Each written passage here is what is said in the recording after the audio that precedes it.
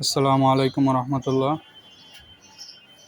এই ছোট একটা বল, মানে এতটাও ছোট না, মোটামুটি